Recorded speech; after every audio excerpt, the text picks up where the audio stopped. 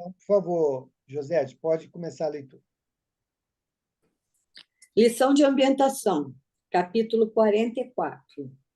Ama-te mais. Certamente, não nos referimos ao sentimento egoísta, ambicioso, envenenador. Amar-se é respeitar-se, proporcionando-se as conquistas superiores da vida, os anseios elevados do coração. Intenta estabelecer um pequeno programa de amor para ti e executa-o. Mantenha acesa a luz do entusiasmo em tuas realizações e, sabendo-te fadado à grande luz, deixa que brilhem as tuas aspirações nobres. Escolhe a melhor parte em tudo e supera aquelas nefastas que prejudicam e envilecem. Ok, obrigado. Alguém gostaria de comentar a lição?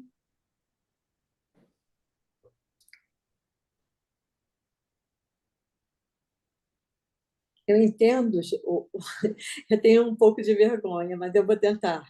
É assim Bom, que a gente consegue, né? isso. Então, eu estou aqui para melhorar. Então, vamos lá. Eu entendo que, acima de tudo, nós temos que nos amar, né? E todos nós temos um potencial. E, mais ou menos, eu percebo que no texto diz que a gente tem que investir nesses nossos potenciais, né? Claro que são potenciais, nada assim como o próprio texto nos diz, que não é nada assim de soberba, nada disso, mas no que a gente tem de melhor. E é aí que a gente tem que investir nisso. Perfeito. Eu separei aqui desse texto parágrafo que diz assim: intenta estabelecer um pequeno programa de amor para ti e executa-o. Então, levando em consideração aquilo que nós somos capazes de realizar.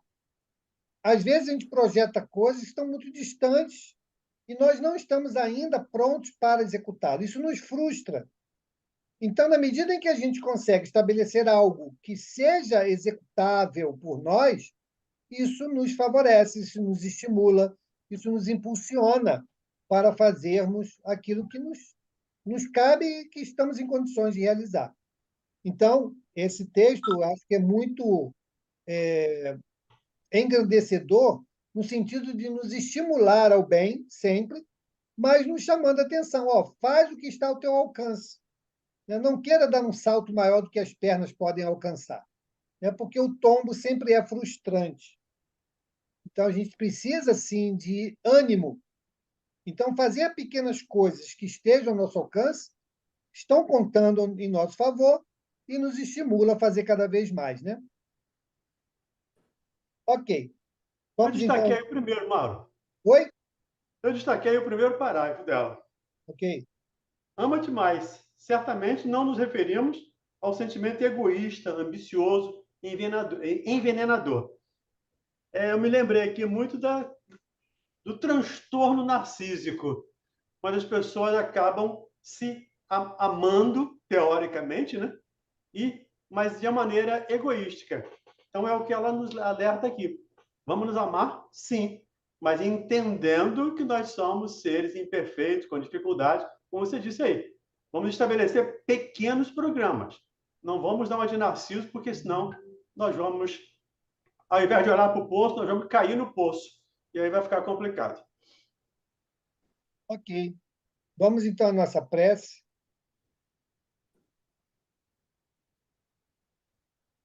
Abre o áudio, Cris.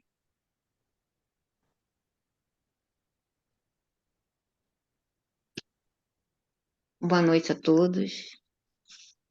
Vamos fechar nossos olhos, permitir, né, que a energia positiva que emana neste momento possa penetrar em nós e fazer com que a gente, nessa noite de estudo, possa ter mais possibilidades de assimilar as lições que serão estudadas aqui.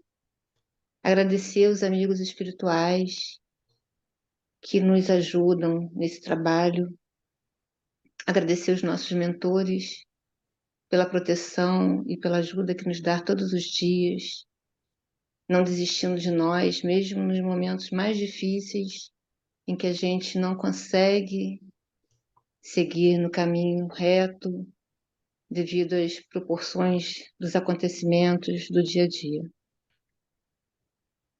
Que possam todos aqueles que não puderem estar aqui nesta noite também terem essas bênçãos que vamos receber. Que assim seja, graças a Deus. Que assim seja. Obrigado, Cris.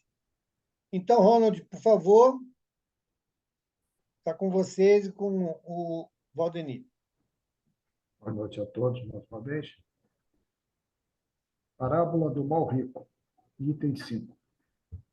Havia um homem rico que vestia púrpura e linho e se tratavam magnificamente todos os dias. Havia também um pobre, chamado Lázaro, deitado à sua porta, todo coberto de úlceras, que muito estimaria poder mitigar a fome com as migalhas que caíam da mesa do rico. Mas ninguém lhes dava, e os cães lhe vinham lamber as suas chagas. Ora, aconteceu que esse pobre morreu e foi levado pelos anjos para o seio de Abraão. O rico também morreu e teve por sepulcro o inferno.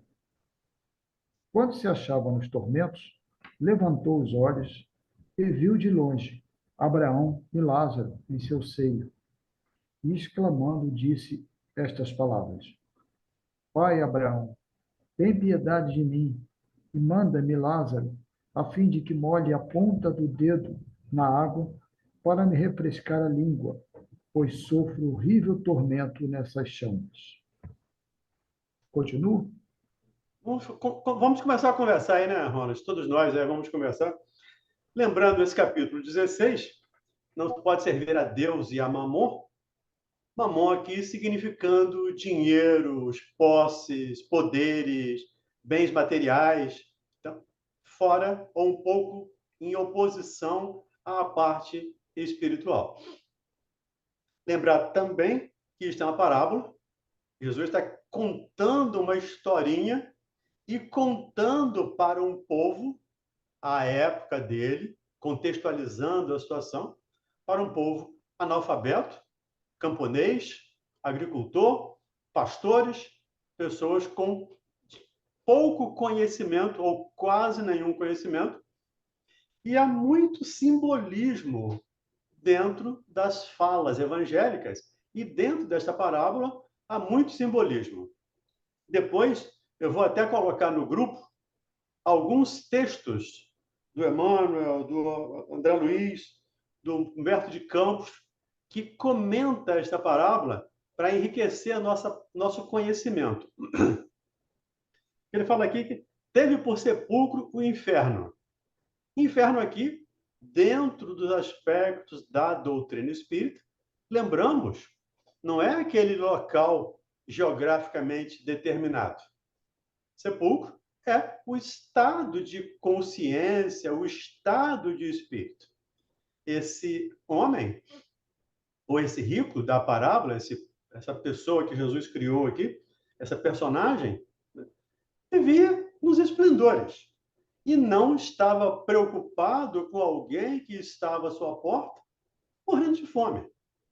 Então, Jesus exagera um pouco na história para nos chamar a atenção. Chamar a atenção do povo à época, mas também para nos chamar a atenção hoje. O que você está fazendo com os seus bens? Tem algum pobre na sua porta querendo mitigar a fome? E não estamos falando aqui de fome somente de estômago.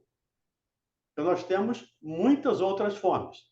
Eu lembrei aqui de uma música, não lembro o grupo que era, mas você tem fome de quê? Você tem sede de quê? Então, a gente tem fome de comida, tem sede de água, mas tem fome de conhecimento, tem fome de carinho, de respeito, de entendimento. Nós temos um leque enorme para classificar as nossas fomes ou as nossas sedes. O fato é, todos nós, hoje, temos algum tipo de fome. Todos nós temos algum tipo de sede. Mas todos nós também temos pão e água para distribuir, simbolizando aqui pão e água como alimento, não alimento necessariamente físico, de novo, não para o estômago necessariamente, mas alimento para a alma. Então, é o que Jesus está nos convocando aqui. E na continuação da parábola, tem outros aspectos simbólicos que fica até difícil para nós, ficaria impossível, sem o conhecimento da doutrina espírita, interpretar isso. Mas a doutrina espírita vem nos esclarecer, ou vem nos ajudar muito a entender esse processo. Então, eu, como gosto de ler o Evangelho, como tendo sido escrito para mim, então normalmente eu convido os outros, leia esse Evangelho como sendo você aí o rico, como sendo você o que tem os poderes, que temporariamente está voltado, está servindo a Mamon. E não se pode servir a dois senhores ao mesmo tempo. Ou se abandona um, ou se ajuda o outro, ou se odeia um, ou se ama o outro, como diz o próprio texto do Evangelho. A situação é como nós estamos nessas situações. As nossas fomes, como nós estamos matando as nossas fomes. E como nós estamos ajudando o outro a matar a fome dele. E o fato é, todos podemos ajudar. Todos podemos saciar. Um pouquinho de conhecimento, um pouquinho de uma prece, um sentimento bom. Tudo isso é caridade. E a caridade é o que nós lemos no capítulo anterior. Por isso, Kardec coloca as coisas, os capítulos, os temas, na sequência. Primeiro, ele definiu caridade, lá no capítulo 15, que nós acabamos semana passada. Hoje, ele já vai nos mostrar, né, o que seria caridade, ou o que é a caridade, que nós podemos fazer. E vamos ver nesse capítulo também. Diga aí, Pedro César. Oi, Valdene, boa noite. Eu queria saber só por que Jesus mencionou aqui Abraão. Saber por quê? É, Porque Abraão é o pai. É o pai, de novo, né? Simbolizando. Ele simboliza, né, o pai do povo judeu, do povo hebreu. Né? E também dele gerou Ismael, que se formou a tribo dos ismaelitas, que deu origem aos árabes, aos muçulmanos. Muçulmanos vem depois, mas aos árabes, especialmente. Então, porque tudo começou com Abraão. Sai da sua terra de Ur e vai caminhar, vai buscar a terra prometida.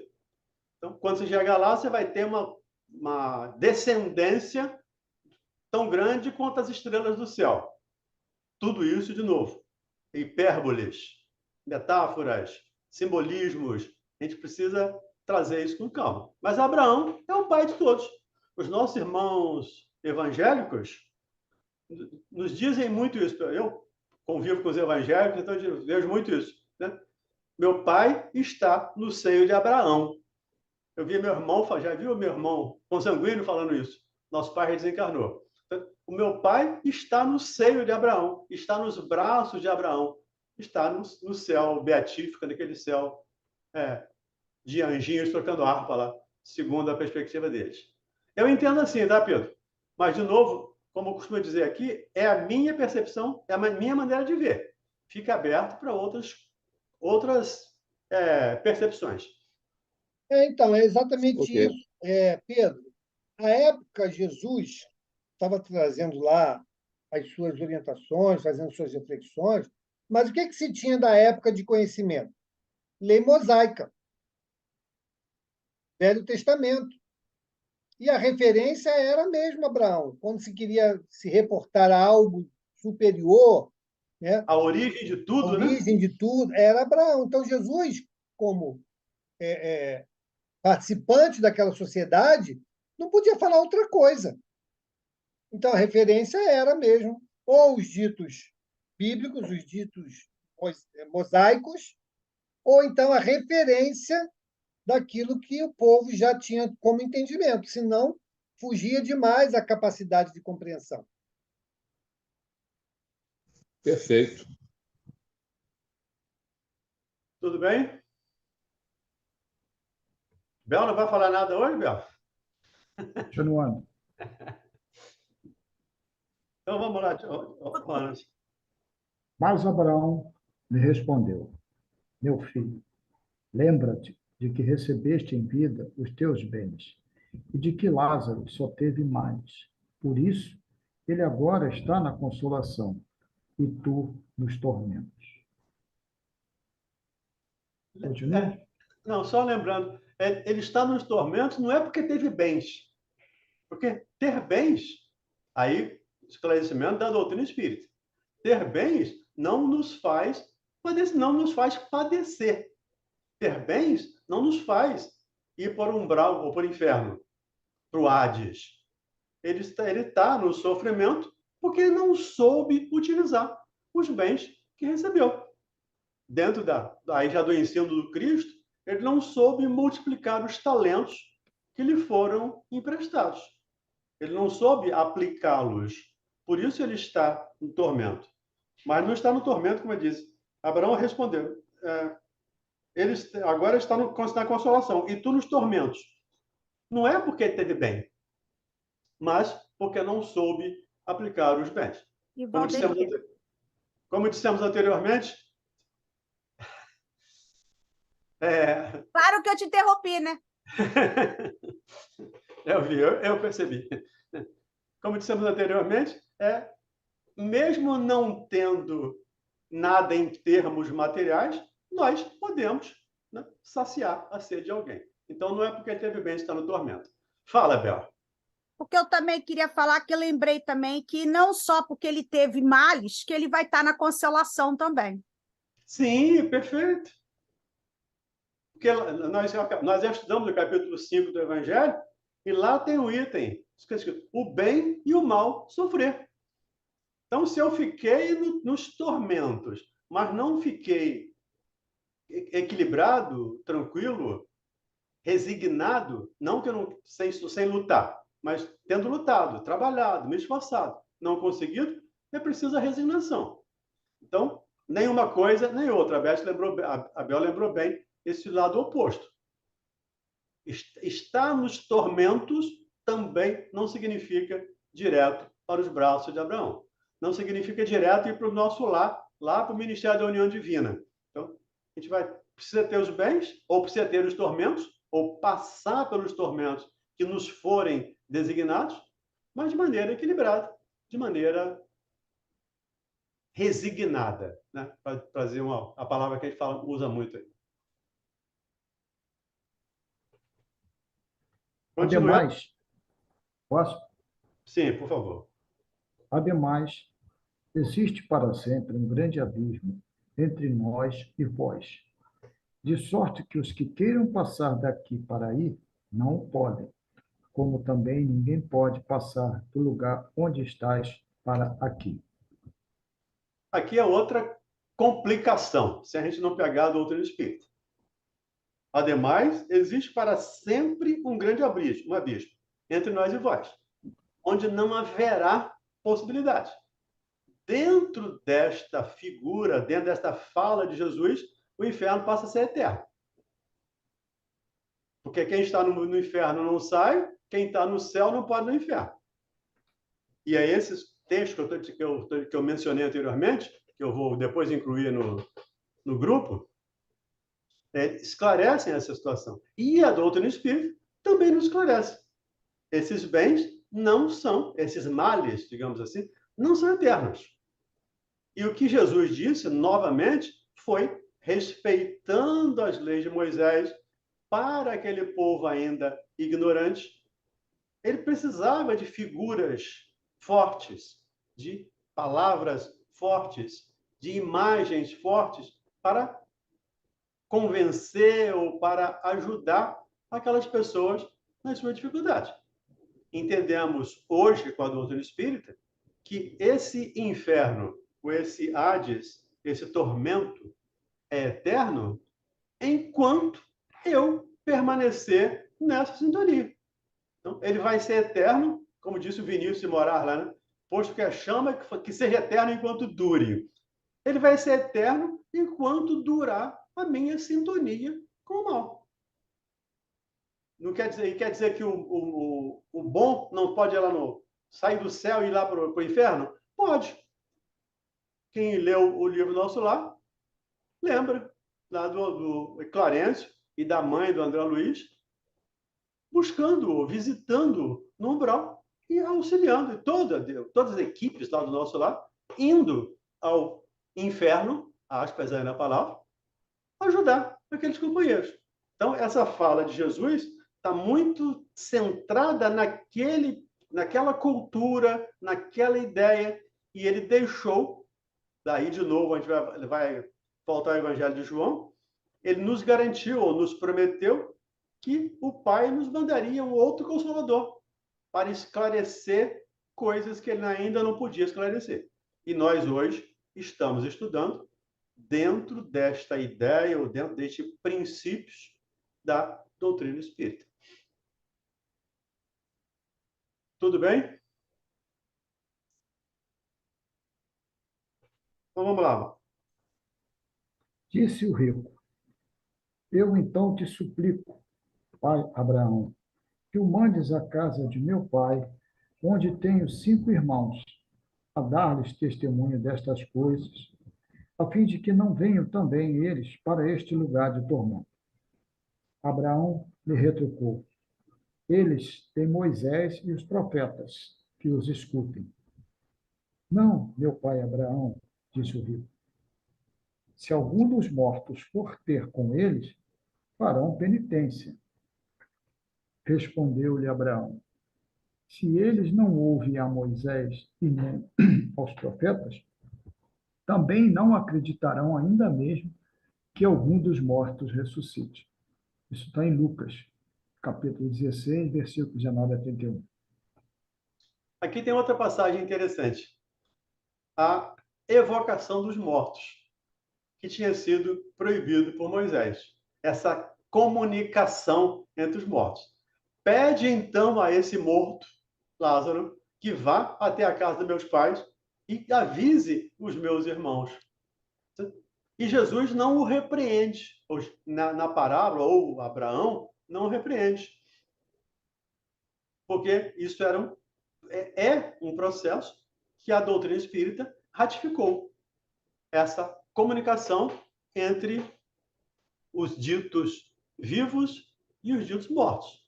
O próprio Cristo, lá no Monte Tabor, né, se encontra lá com Moisés e Elias, né, em espírito. Então, conversando com os mortos. Isto é uma ratificação da doutrina espírita. E a doutrina agora só vem nos esclarecer como esse processo se dá. Então, lá no Livro dos Espíritos, Livro dos Médiuns, principalmente, nos mostra como se dá esse processo dessa comunicação entre desencarnados e encarnados. Nós tínhamos comentado aqui a parábola dos talentos e por acaso, né, a sequência é o próximo estudo. Antes de ir para a parábola dos talentos, alguém quer comentar alguma coisa, fazer alguma pergunta? Pode perguntar o que quiser, desde que aceite não sei como resposta e fique à vontade para perguntar.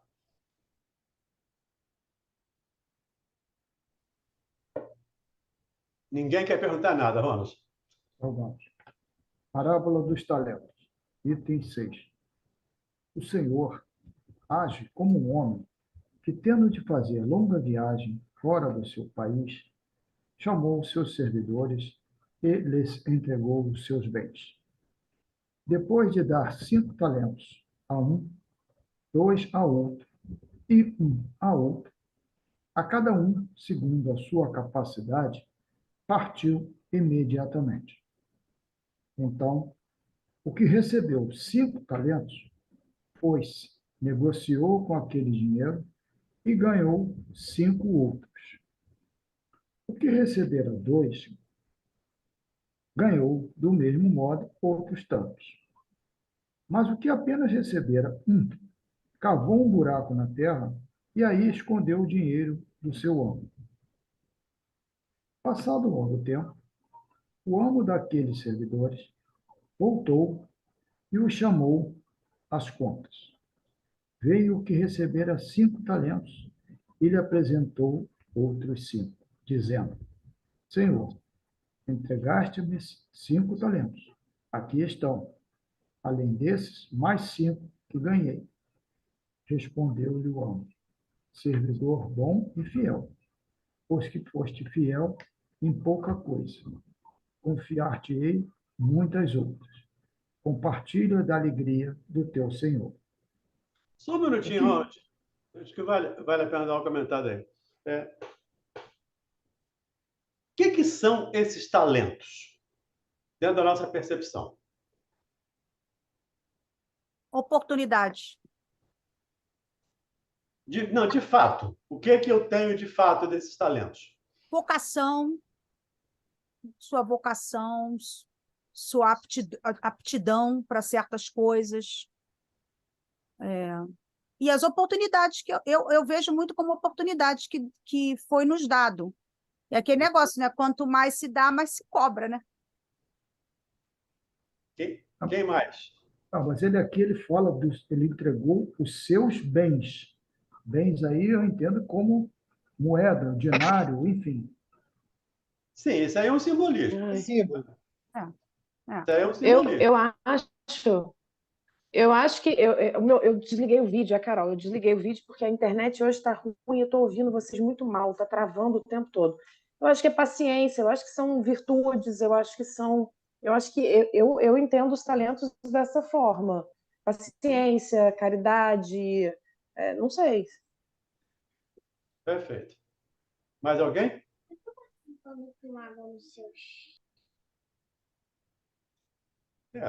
Dentro da ideia da Carol, eu compartilho, de novo, gente, é a minha percepção, tá? Eu compartilho disso. A minha capacidade de falar é um talento. Eu sou capaz, com a minha palavra, de consolar, de auxiliar. Hoje, diz a Sociedade Brasileira de Psiquiatria que 20 minutos de conversa com uma pessoa que tem ideação suicida é capaz de tirá-la dessa ideação. Então, a conversa é um talento. Eu vejo a inteligência como um talento. Eu tenho milhares eu vou dizer, né? Mas eu tenho dezenas de talentos. Eu sou capaz de pensar, de falar, de ouvir, de andar, de auxiliar, de sentir. Dentro da minha percepção, tudo isso são talentos que nós recebemos. Então, aí vale de novo a pergunta, por ser o evangelho alguma coisa pessoal, singular, vale de novo a pergunta. Eu estou multiplicando ou estou enterrando os meus talentos? Valdemir, eu vejo também, dentro da visão que a Bel trouxe, das oportunidades, a oportunidade de se fazer o bem. Porque nós temos como propósito esse plano central, que é fazer o bem. Fazer o bem é você e aqueles que estão à sua volta. Tanto é que faz sentido, porque na parábola, esses dotes, né, terão que ser devolvidos. E como é que nós vamos devolver? Virtude não pode ser devolvida. Mas o bem que fizemos é o tesouro que multiplicamos.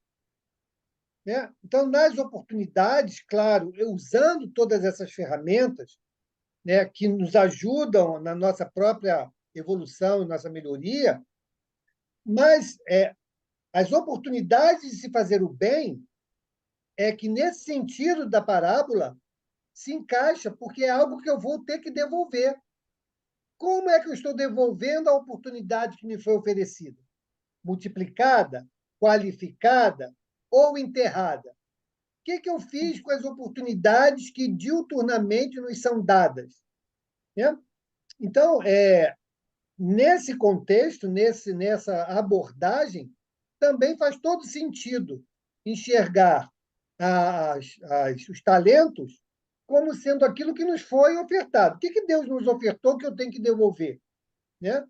O resultado da oportunidade. Então, eu te dou a oportunidade, né, e nessas oportunidades você vai ter milhões de possibilidades de qualificar essa oportunidade, de multiplicá-la em recursos, né, no bem. E aí chega a hora de devolver. Bom, como é que eu estou devolvendo? Olha, Senhor, naquela oportunidade que você me deu, eu fiz amizades, eu consolei, eu ajudei materialmente, psicologicamente, emocionalmente. Ah, então você multiplicou as 5 que você recebeu em mais 5. Então, pega essas todas e eu vou te dar ainda mais. Por quê? Por causa das oportunidades que soubemos aproveitar. Sim. Perfeito. Por isso a beleza do estudo em grupo. É por isso que eu gosto de provocar as pessoas a falarem. Porque todas as percepções são válidas, né? São ricas. As oportunidades, sim. Como é que eu uso a oportunidade? Usando a minha fala para esclarecer, usando o meu bem que eu ganhei trabalhando para ajudar, usando os meus conhecimentos intelectuais para auxiliar. São meios, né? Ou são talentos que eu vou trabalhando. Que lá no capítulo ele vai dizer aqui também, né, que Deus permite ao rico que ele seja rico, mas que pelo menos o supérfluo ele divida com os pobres, ele divida com os outros. Talentos que a gente vai distribuindo ao longo do tempo. Diga, Diga, Bel. Isabel. É exatamente nessa linha que o Mauro explicou até melhor. Porque, por exemplo, as virtudes ninguém me deu, eu conquistei, né? Eu conquistei as minhas virtudes, ninguém me deu, ninguém vai me dar nada. Eu conquistei. Agora, as oportunidades, por isso que fala, dentro das suas capacidades. Agora, se a gente for olhar as oportunidades, por exemplo, a família que você veio, o fato de que eu conheci uma doutrina espírita, a gente está tendo um estudo aqui, isso tudo são oportunidades que a gente está tendo, né? Isso está sendo dado para a gente. Como é que a gente vai usá-los, né? Aí que vai que está a coisa da história. Então, assim, eu vejo como oportunidade que nos é dado. E a cada um, quem dá mais é quem mais deu, mais vai ser dado, porque é assim que vai a coisa, né? Você começa, você não pode ter um monte de coisa para fazer que você vai ficar perdido. Então, você é dado só umzinho só, e vamos ver como é que você vai dar nisso. Como é que você vai se virar com isso? Então, eu acho que assim é a vida. A gente vai ganhando oportunidade de acordo com a nossa capacidade e vamos ver se a gente vai dobrar ou enterrar pelo medo, né? Quem é fiel no pouco vai ser fiel no muito também, né? Então, essa é a ideia. Carol, diga. Carol Rodrigues. Sim, eu acho que, na verdade, agora, ampliando essa possibilidade, ouvindo da Bel e do Mauro essa outra possibilidade, eu acho que faz sentido, mas, na verdade, eu acho que entra tudo, eu acho que pode ser os dois, né? E eu, não ri de mim, mas o Muito que eu mais. pensava, eu também chegava numa parte... Sim, sim. Eu chegava numa questão que era essa parte do o que me devolvestes, né? E eu imaginava o seguinte, bom, o que me devolvestes? Vamos pegar o falar, que foi um exemplo que o Valdemir deu. Nessa encarnação, eu falei, né? Eu devolver, de repente, numa outra encarnação, eu posso não falar. Então, eu devolvi e não voltou. Era o meu entendimento, mas faz mais sentido também, acrescentando essa parte do Mauro. Usar o talento para auxiliar. Usar o exemplo do talento da fala. Usar para auxiliar, para esclarecer, para consolar. O talento do dinheiro, o talento, sei lá, de todos os outros talentos, da oportunidade, da família, tudo que nos chega, do trabalho, principalmente do conhecimento da doutrina, como nos lembrou Abel. Isso é uma grande oportunidade. Fala, Carlos Santos. Então, englobando tudo isso que foi falado, as reencarnações não são os talentos? Na minha percepção, sim. São oportunidades. Você não fez nessa, vai ter uma oportunidade de repetir, vai ter a oportunidade de recomeçar, quantas vezes forem necessárias, até que você tenha condições efetivamente de distribuir talentos. Até que você aprenda. Porque a gente vai ter que aprender um dia. Ou aprende pelo amor, ou aprende pela dor. Mas a gente vai ter que aprender a distribuir esses talentos. Ainda não aprendemos direito. Estamos aprendendo. Estamos na escola ainda. Mas, na minha percepção, sim. As reencarnações são uma oportunidade. Como lembrou a Bel na oportunidade, o Mauro também. A reencarnação é uma oportunidade. Quando eu falho, eu enterrei o talento. Ó, vai lá e começa de novo. Começa com um só mesmo, já que você não sabe multiplicar, então começa com um. Vai fazendo um pouquinho, e aos poucos a gente chega lá. Pedro César.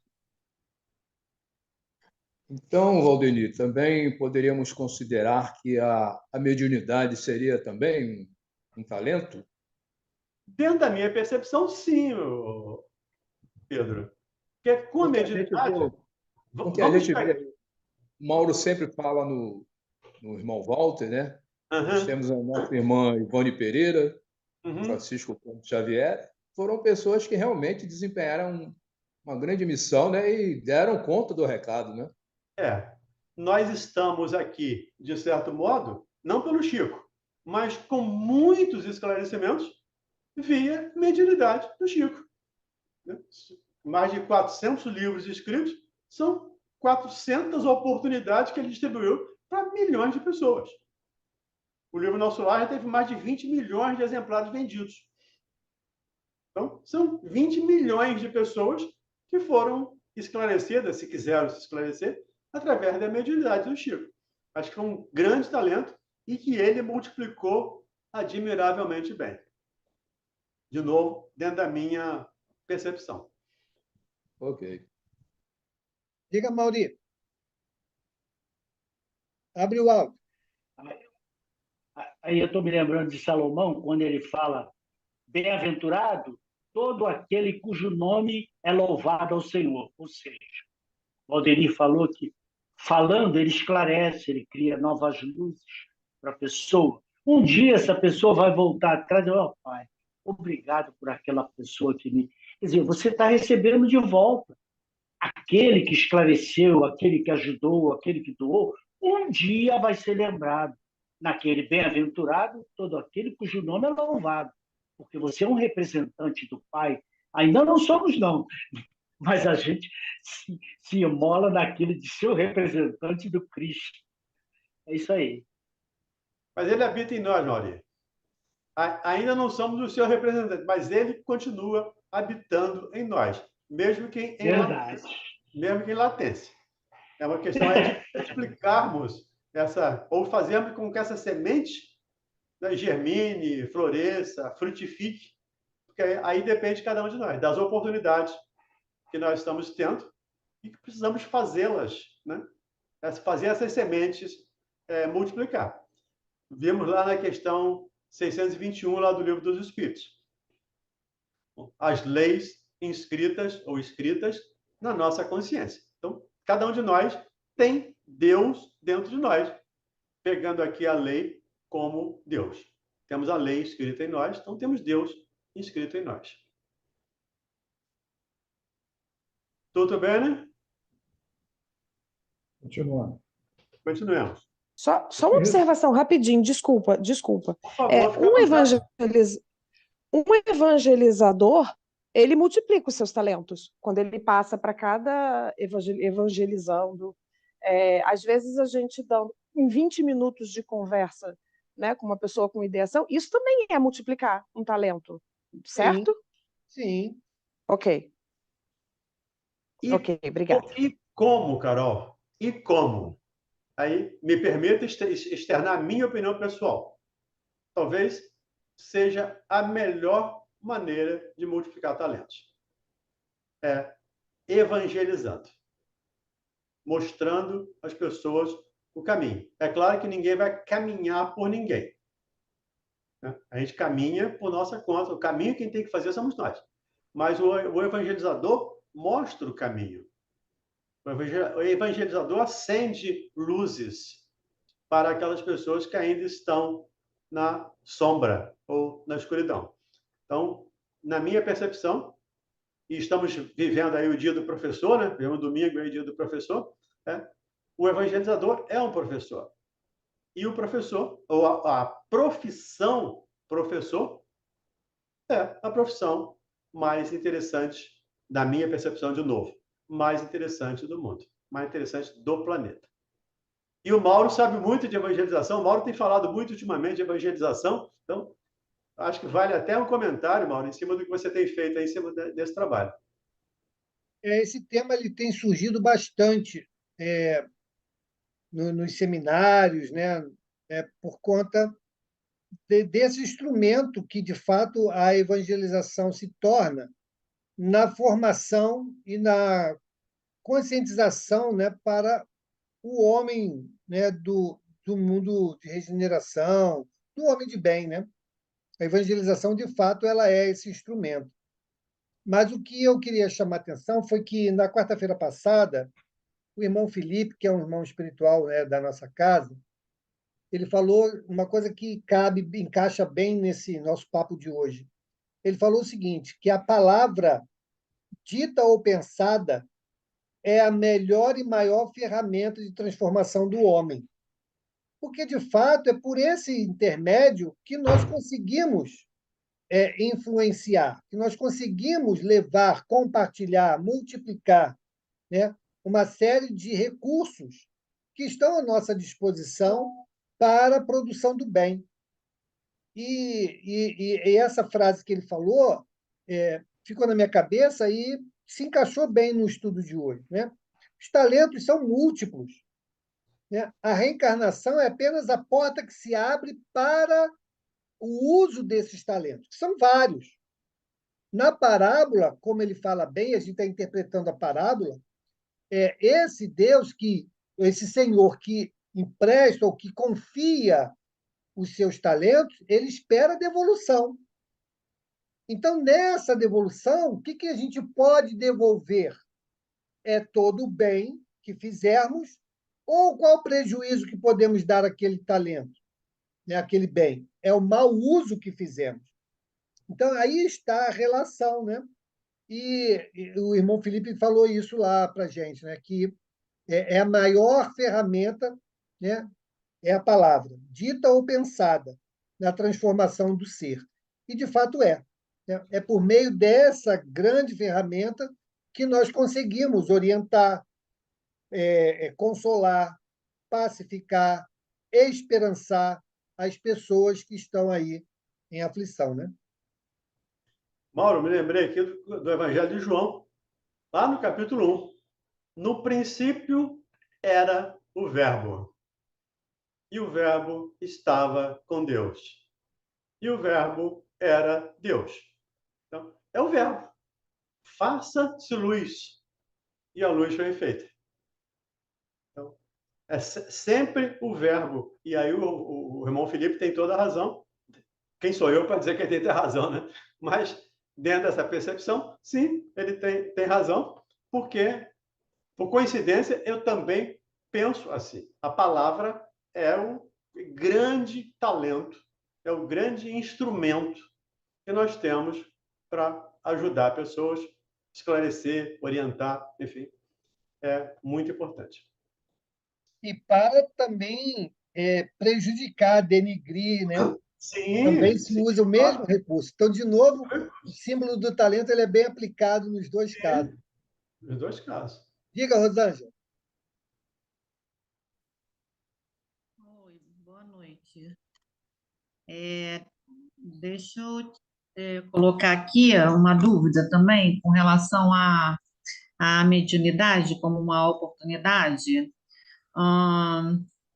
Uma vez eu ouvia, muito tempo isso, não lembro quem nem quando, mas que a pessoa que tem esse dom, né, e que não trabalha, e que não evolui, e que não usa, né, esse dom, dá um passo para frente e dois para trás na vida. Que isso, por não ajudar, né? Não usar esse talento no bem, vamos dizer assim. E em alguns filmes, né, também na vida desses grandes médiuns, a gente vê que eles são bem atormentados, né?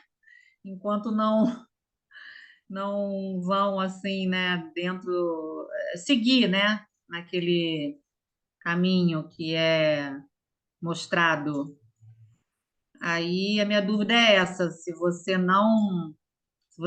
tem já a noção ou você tem a certeza de que você tem esse dom e não faz o bom uso dele, né, nessa vida, nessa encarnação, você de alguma maneira tem algum tipo de, não é punição, né, mas não sei qual é o termo.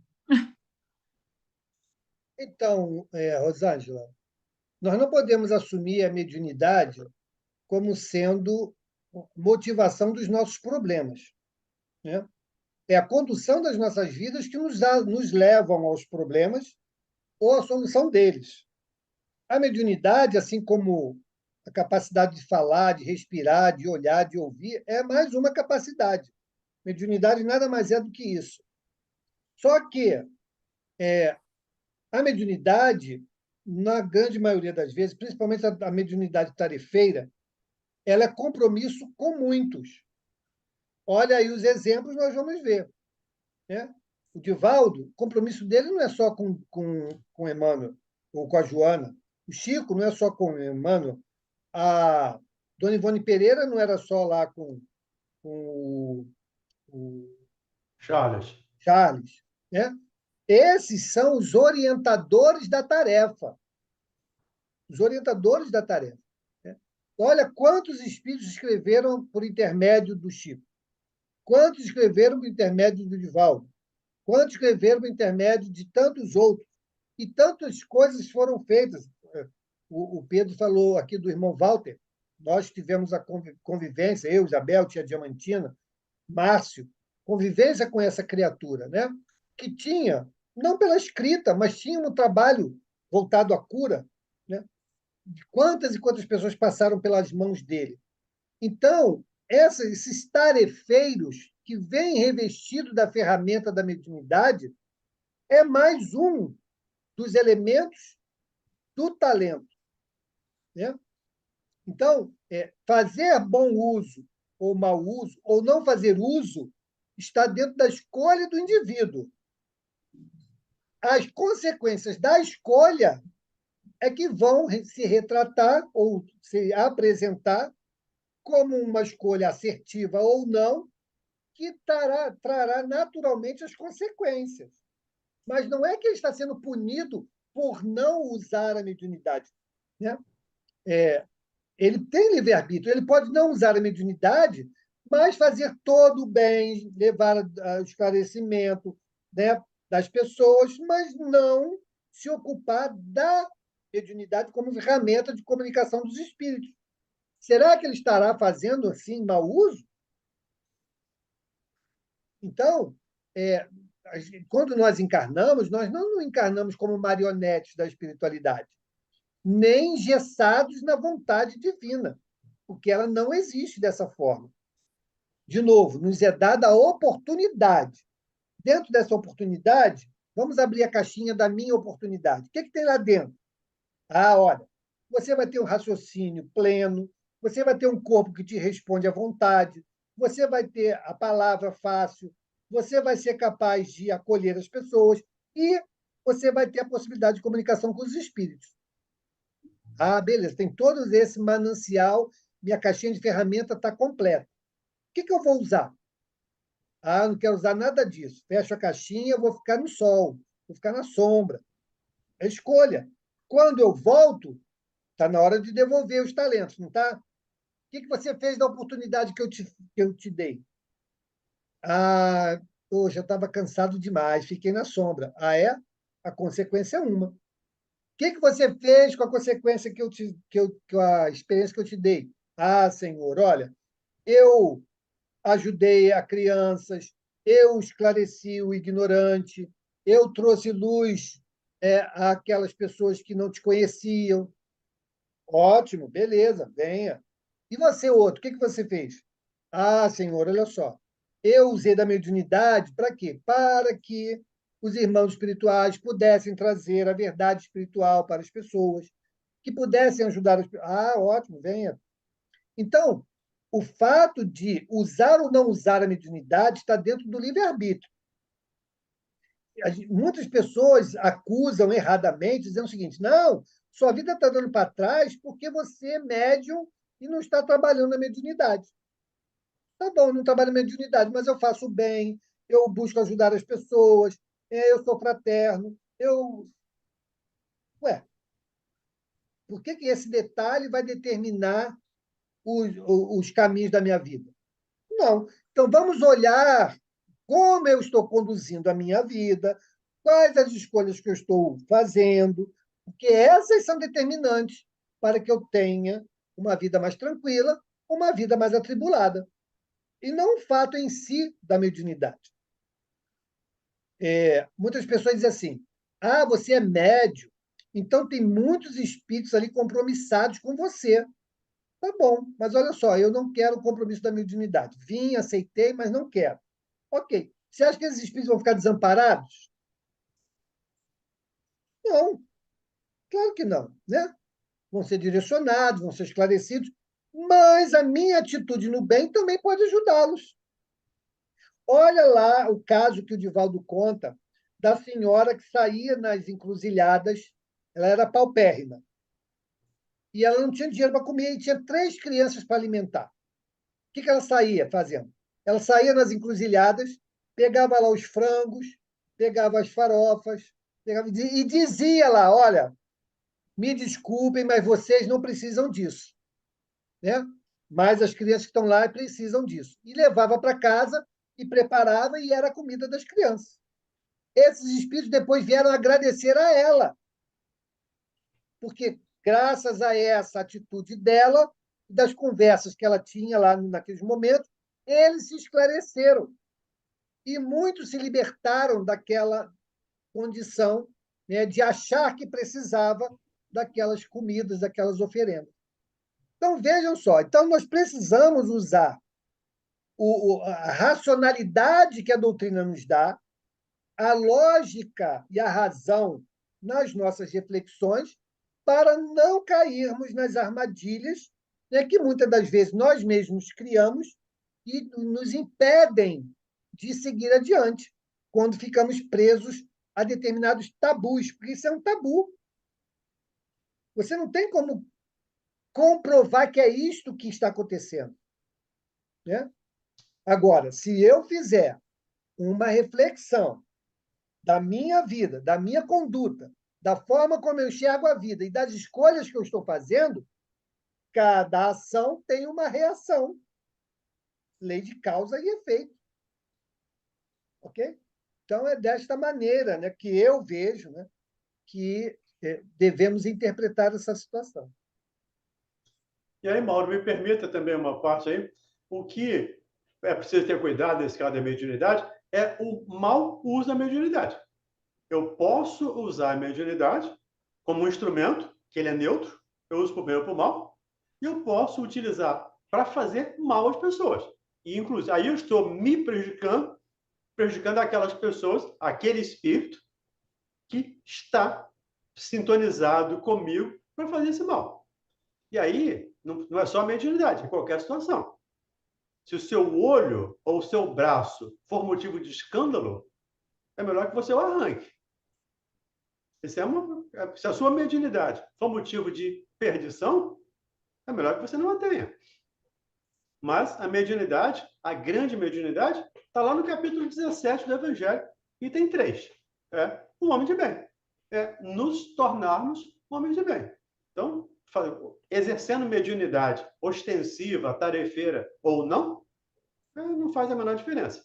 Desde que eu seja um homem de bem, desde que eu esteja fazendo o bem, isso aqui conta no frigir dos ovos, né? Como diz lá minha mãe. Tudo bem, Rosângela? Respondemos aí o que você queria? Sim, mas eu estava lembrando, como eu falei, da questão dos filmes, né? Que não me recordo muito bem, mas acho que é de Zé Arigó, né? Que ele tinha fortes dores de cabeça, não era um negócio assim? Sim, o Zé Arigó. Até ele... Não, mas aí veja bem, o Zé Arigó, ele tinha um conflito religioso. Ele era católico. Sim. E o conflito que ele tinha era que, segundo a Igreja Católica, aquilo que acontecia com ele não era fruto do bem. Esse era o conflito dele. Tanto que depois que ele entendeu um pouco melhor a proposta daquela ação do Dr. Fritz com ele abraçou a causa. Sim. Então, o problema dele não era com a mediunidade em si, mas como aquilo se acontecia na vida dele e pela formação que ele tinha. Esse era o conflito. Glaucia Novoa, você levantou a mão e baixou. Diga aí. Eu ia falar, mas também já está quase no horário aí. Tudo isso que os talentos valem a pena, são contados, desde que a gente não deixa que a mão esquerda vê o que a direita faz, desde que a gente não conte vantagem, que a gente não põe o orgulho na frente, que a partir do momento que eu estou achando que eu estou muito, aí eu escorreguei na casca da banana e fui tudo por água abaixo. Tudo que eu fiz perdeu totalmente o valor, certo? Isso é uma das coisas que a gente tem que tomar muito cuidado também, né? Verdade. Com toda certeza. Todo Bom, cuidado vamos parar nesse aqui, caso. né? Eu acho que vai ter que parar aqui, porque acabou o tempo. Vamos voltar ao início. A gente volta no início, lê até onde... E depois continua. Qual parágrafo? Qual a fala, Ronald? Marca aí a fala. Item 6. Agora vai começar quando ele fala do que recebeu 2 talentos. Ok. O que recebera 2 talentos, apresentou a seu turno. Perfeito. Então, na semana que vem, a gente recomeça esse item 6 aí, porque tem muita coisa para ser estudada aí durante a semana. Verdade. Bom, vamos então à nossa prece. Agradecer pelo dia de hoje. Vamos pedir ao nosso querido irmão Amauri que possa fazer a nossa prece. Vamos vibrar, gente, por esses conflitos que estão acontecendo, pelas atrocidades humanas que estão sendo cometidas, e rogar pela paz, né? Que a gente encontre um caminho de paz para todos esses povos, para toda a humanidade, porque temos a certeza que Jesus incansavelmente trabalha com esse objetivo. Então, Mauri, por favor, que sejam suas palavras as nossas de agradecimento dessa noite. Então, vamos dizer assim, Paizinho do céu, agradecidos por mais essa aulinha que nos enche de alegria, nos enche de conhecimento também, Pai. Nós queremos, nesse momento, endereçar não só os nossos pensamentos para esses nossos irmãos no infortúnio da guerra, mas que nós tenhamos a visão bem mais acuidada, bem mais acústica da visão, seja bem mais distante, para pensarmos assim, nós que não conhecemos ninguém de lá, que não temos ninguém lá, que nós pensemos assim, Paizinho, já que eu não tenho nenhum irmão, ninguém da minha família beligerando com aqueles povos, já que eu não tenho ninguém lá responsável pelas dores que o mundo está sentindo, Paizinho, permita, por graça de não ter ninguém lá, que eu consiga envidar todo o meu esforço, todo o meu carinho, todo o meu amor, tocando a cada um daqueles que se sentem em desespero, no flagelo da luta, das dores.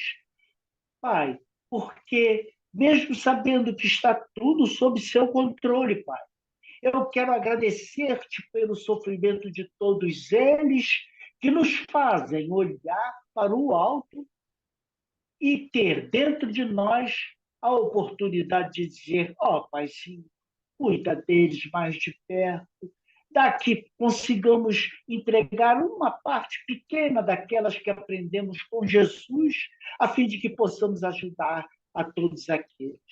E essa salinha, Paizinho, permita que ela se multiplique muitas vezes com todos os que estão à nossa volta, a fim de que não percamos esse talento que tu entregastes em nossas mãos, qual seja o de ter vaga cativa numa salinha como essa que tantas luzes nos trazem. Obrigado, Paizinho. Que o Mestre Jesus, que é o nosso orientador, nos envolva hoje sempre.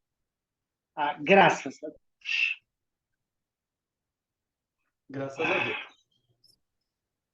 Obrigado, Mauri. Obrigado, pessoal. Obrigado. Uma boa semana para todos. Amanhã estaremos lá na Rádio Rio de Janeiro. E à noite, quem puder e quiser, né, lá pelo Instagram, pelo YouTube, também podem acompanhar o estudo lá da nossa casa, o SEAC. Um grande beijo.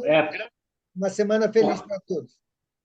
Vou falar com você depois. Que horas que é os estudos, Mauro? Aqui é 19 horas aqui no Brasil. 19 de Brasília. Boa noite, boa noite. Boa noite. Beijo, pessoal. Beijo, tia Diamantina. Mauro, pelo Instagram? Tchau, Bel. Beijo. Pelo Instagram e pelo YouTube. Tá bom, obrigada. Manda o link para a gente, por favor. Vai lá no grupo. Tá bom, obrigada. Tá bom? Boa noite. Boa noite, fiquem com Deus. Boa noite para todos. Tchau, gente. Tchau, pessoal. Boa noite. Boa noite.